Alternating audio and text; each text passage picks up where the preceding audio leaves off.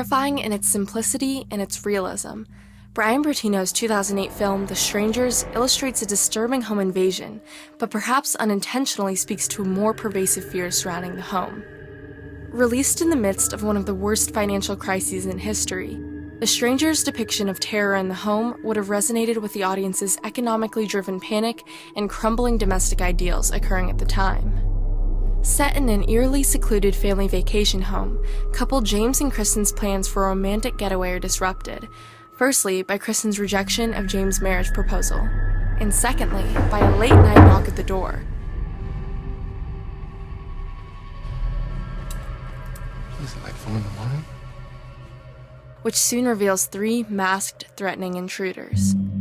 Situated in the midst of the 2008 housing and financial crisis, Bertino's The Strangers expresses how the concept of home as harbor turns around on the viewer, instead becoming both a source and a site of fear.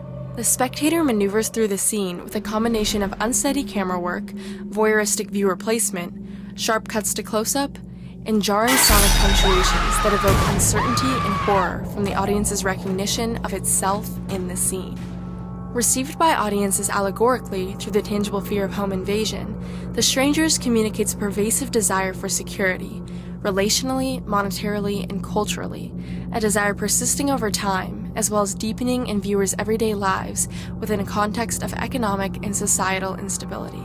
The Strangers portrays a horrific incident of psychological torture to viscerally communicate instances of fear occurring in seemingly banal, everyday situations. Released in the context of one of the worst financial crises in history, audiences would have been well-versed in a specific economic fear from a supposedly safe place, the home. In a period where the major financial markets lost more than 30% of their value, Americans caught in the 2008 housing bubble were facing insurmountable debt, home displacement, and institutional mistrust. Audiences would have felt this explicit display of fear and violence upon Americans within the home, as the movie depicts, but also precisely because of the home, as they feel it is personified with the supposed stability of the housing market being a major source of the financial collapse. By setting The Strangers solely in a house, it quickly becomes what film professor Carol Clover classifies as a slasher film's terrible place. Like James' home that is set in a secluded forest, terrible places are typically houses that appear at the margins, where harbor turns trap. It begins as a harbor, being his home with childhood memories attached, and a current sanctuary for an engagement celebration. It then transitions to trap, serving as a tension-filled relationship purgatory after Kristen's rejection, to, much more drastically, a site of psychological torment and committed murder.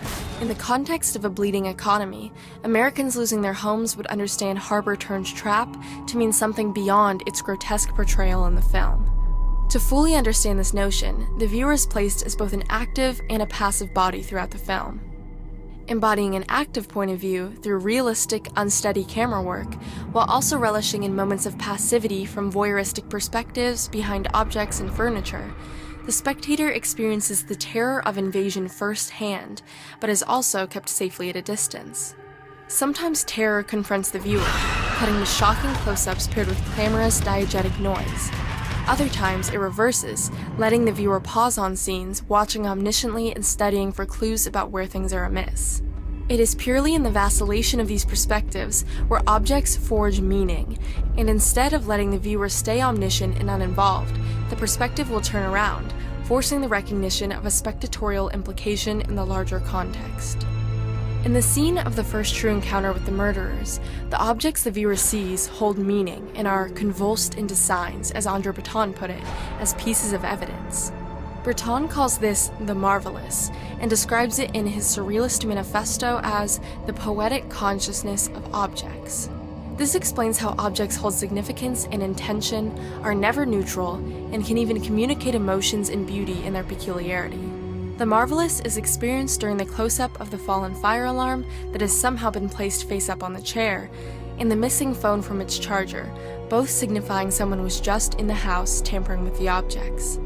The scattered rose petals might allude to something less obvious, like the fantasies of domesticity and romance that were shattered earlier in the film. The scratching record might symbolize the economic faltering of the American consumption industry, where products consumed for pleasure, like music, would become less common in the midst of a crisis. Bertino's The Strangers translates as more than just a violent home invasion, but rather a depiction of the latent fears of economic struggle and domestic disillusionment. Expressed as a lack of home security, but alluding to a lack of security within relationships, within an unstable economy, and within a shaky society, these masked intruders stand to represent the faceless forces behind these issues. As the spectator is invited to reflect from afar, but also feel the reversed perspective and implicatory position within the horror and uncertainty, the audience uses fear as a conduit to express their anxieties about the nationwide crisis occurring, both inside and outside the home.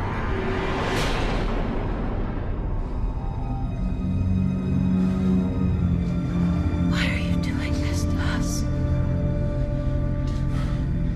Because you were home.